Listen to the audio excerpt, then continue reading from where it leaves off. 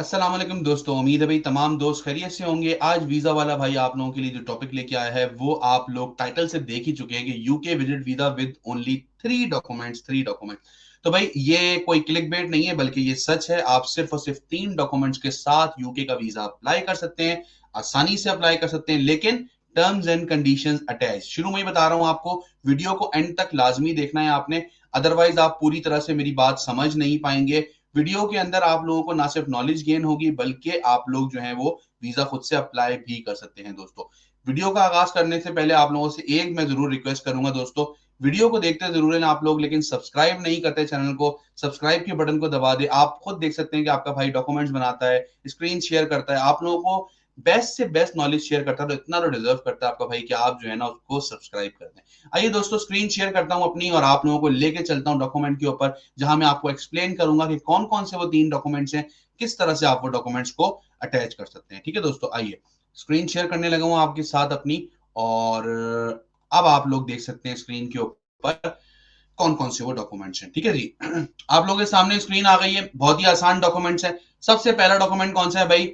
Valid passport. अब valid passport तो ये ऐसा डॉक्यूमेंट है दोस्तों, ये तो सबके पास ही होता है। मतलब अगर तो कोई ये बोले कि मेरे पास पासपोर्ट नहीं है, तो फिर तो मैं उसे बोलूंगा कि भाई जाके पहले तो पासपोर्ट बनवाओ, बाकी बातें सारी बाद में होंगी। सबसे पहले तो आप जाके पासपोर्ट बनवा लो। पासपोर्ट बनवाना है आपने, अपना पासपोर्ट होना चाहिए, उसके अंदर कम से कम एक पेज होना चाहिए आपका फ्री ब्लैंक। दूसरा, मैं यहाँ पे एक और बात बता रहा हूँ दोस्तों, कि अगर आपका पासपोर्ट आपको लग रहा है कि एक्सपायर होने वाला है, 1 साल में, 2 साल में, बहुत जल्दी एक्सपायर होने वाला है, तो आप उसको सबसे पहले रिन्यू करवा लें। और कम से कम जो आप रिन्यू करवाएंगे अपने पासपोर्ट को, वो आप 10 साल का रिन्यू करवाएंगे। 5 साल में मत जाइएगा, 10 साल का रिन्यू करवाइएगा, ताकि एक ही दफा पासपोर्ट रिन्यू करवा के 10 साल तक की छुट्टी हो जाए और आप सुकून से ट्रेवल कर रहे हो। ठीक है जी। दूसरा आ गया स्ट्रॉन्ग कवर लेटर। ठीक है, अब यहां पे सारी कहानी शुरू होती है। क्या है भाई? This is your story. It will tell you why you are going, what you will do and how long you will stay। सबसे पहले क्या हो गया? why you are going, क्यों आप जाना चाह रहे हैं। we call it the purpose of your visit। अब जो purpose of visit है ना, वो बड़ा ही क्लियर होना चाहिए।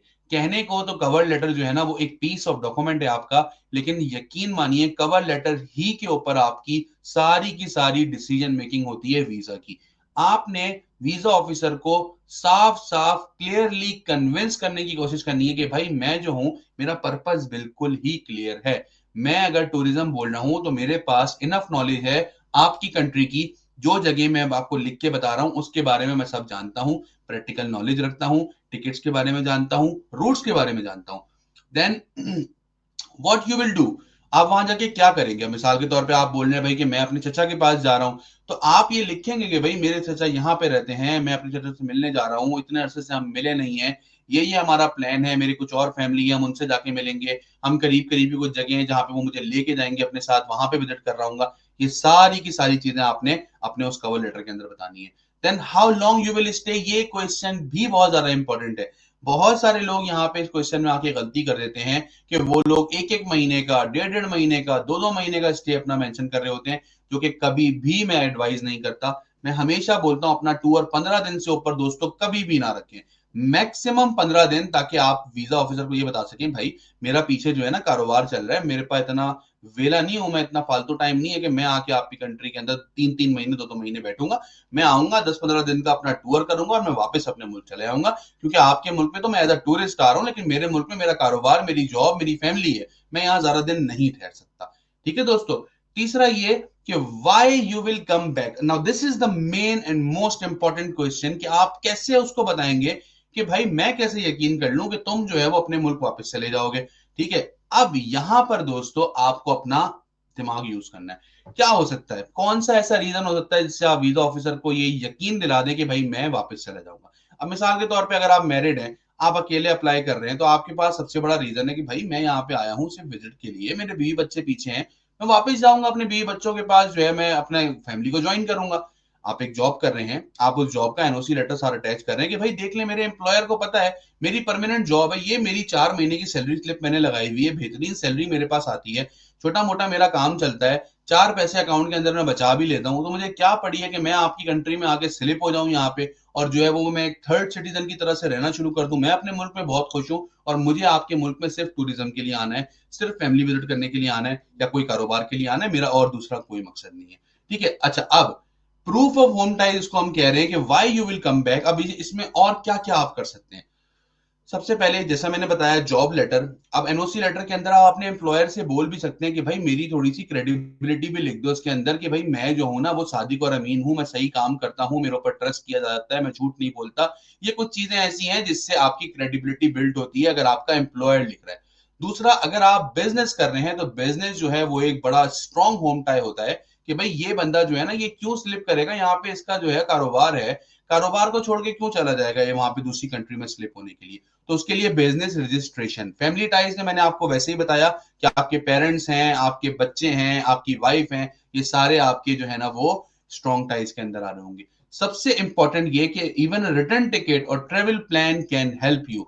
अगर आप एक रिटर्न टिकट भी सारा अटैच कर रहे हैं ना और आप उसको डंके की चोट पे अटैच कर रहे हैं कि भाई मैंने रिटर्न टिकट खरीदा है, मैं क्यों वापस नहीं आऊंगा, अगर मुझे वापस नहीं आना होता तो मैं रिटर्न टिकट खरीदता ही क्यों, मैंने खरीदा ही इसीलिए रिटर्न टिकट ताकि मैं वापस आ सकूं अपनी कंट्री के अंदर। ठीक है, तो ये तो हो गए डॉक्यूमेंट। अब आप बोलोगे यार क्या बैंक की स्टेटमेंट नहीं लगेगी साथ या एफबीआर के रिटर्न नहीं लगेंगे साथ। इस सिनेरियो के अंदर नहीं लगेंगे और कैसे नहीं लगेंगे आइए आपको बताता हूं। चलते हैं दूसरे पेज पे।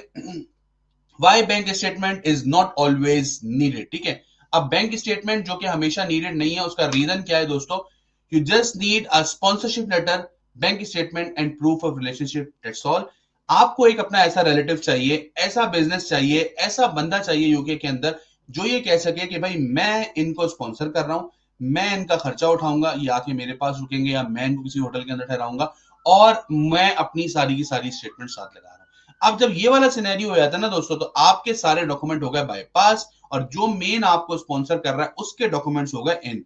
उसके पासपोर्ट, अगर वो अपने घर पे ठहरा रहा है उसके घर के डॉक्यूमेंट, उसकी बैंक स्टेटमेंट, सारी की सारी चीजें आप साथ अटैच कर रहे होंगे। अब यहां पे एक और चीज, don't fake anything, if UKVI catches you you are banned for 10 years.